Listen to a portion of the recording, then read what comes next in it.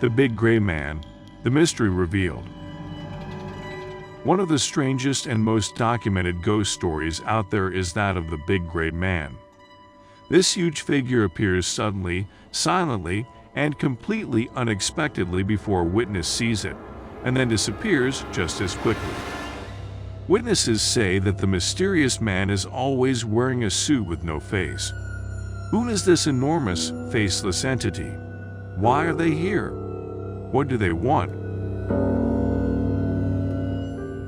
J. Norman Collie, an esteemed scientist and climber, was a household name. While at University College London, he served as a professor of organic chemistry and was responsible for the first ever medical X-ray image. As a member of the Royal Society, he earned the title of Fellow. Nanga Parbat, an 8,000-meter Himalayan peak, was the first 8,000-meter Himalayan peak to be attempted in 1895, and he was a member of the team that attempted it. He accomplished 21 first ascents in the Canadian Rockies in the following years.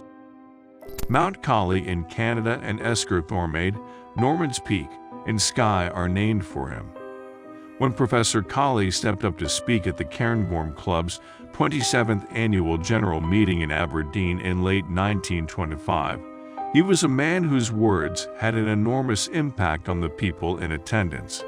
So his description of an encounter he had while alone on the peak of Ben Macdui in the Cairngorms 34 years earlier in 1891 was all the more powerful.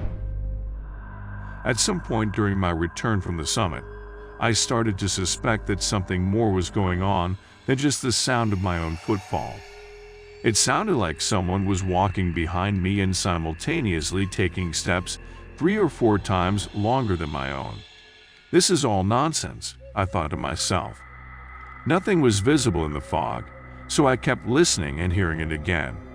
It took me 4 or 5 kilometers to make it to Rothamerchus Forest after being paralyzed by fear as I continued down the path and heard the unnerving crunch of rocks behind me. Whatever you make of it, I don't know, but the top of Ben Macdui has an unexplainable eerie quality about it, and I'll never return there alone again. Professor Collie's remarks sparked a media frenzy and drew much attention. Some of Ben Macdui's more responsible climbers and hillwalkers began to admit that they too were having strange encounters on the mountain, but were afraid to share their stories for fear of being ridiculed. The Big Gray Man of Ben Macdui, or Fear Live Mr. or Furless Moor, was referred to as such by a few climbers who saw it in 1939 by Alastair Borthwick in his excellent book on Scottish climbing, Always a Little Further. His boots snapped every time he stepped in the thick, crisp layer of snow that covered Macdui on his way to Karur.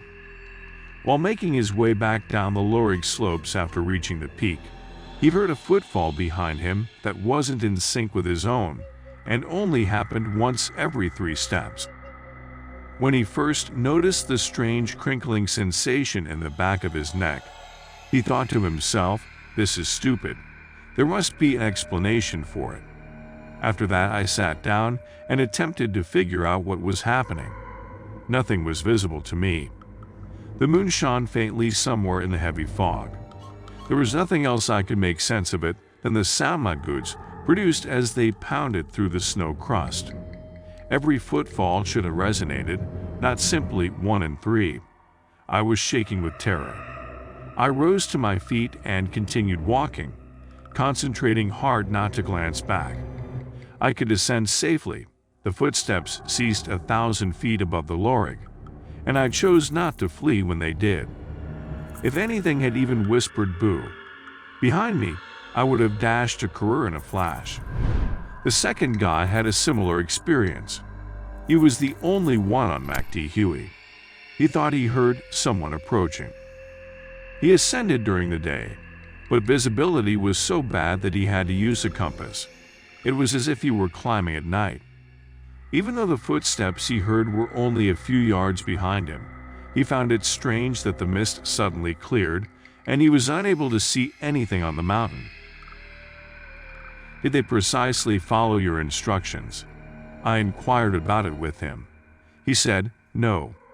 It wasn't hilarious until that point. They failed to do so. But the strange thing was that they appeared every 2.5 steps, which was much more often than I was used to. He was even more perplexed when I informed him about the other man's experience. Some of the gamekeepers and stalkers who were with us during a search party on MacD Huey once told me what they thought of the whole thing as we made our way back down the mountain. If anybody should know, it's the people who were involved with MacD Huey. Had they seen Furlah's Moor before? Was he real, or was it all made up? One of them remarked, "We don't speak about that."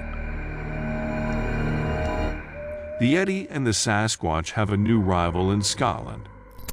The tales keep coming, and so do the speculations about what's going on in the shadows of those stories. It has been hypothesized that the sightings of Live Mister might be attributed to Brocken specters, which occur when a greatly magnified climber's shadow is thrown on a lower cloud level due to a certain mix of meteorological variables. The 3 incidents, however, remain unexplained. Several commenters have attempted to relate the gray Mandalay lines, while some think that 10-foot-tall, gray-furred beasts are lurking somewhere on Ben Macdui, and they've taken occasional photos of footprints to back up their claims as well. As with all such tales, you can choose the interpretation that best suits your needs. However, some explanation is required, since there is little doubt that dependable and intelligent individuals have experienced different but comparable experiences on the summit of Ben Macdui in a separate and distinct manner. The mere existence of unsolved mysteries is truly riveting, and there are countless tales of murderers, kidnappings, serial killers, and mysterious disappearances that have remained unresolved for decades. For some people, these stories are captivating, while others find them narratively boring. We all have our preferences on which mysteries we enjoy the most. However, each tale is captivating due to its mysterious nature, and we should be thankful for the stories that capture our attention. If you are also a big fan of the mystery genre, don't forget to give a thumbs up and subscribe to our channel Case Closed to ensure you stay updated on some of the hottest mysteries. See you in the next video. Until then, we bid adieu.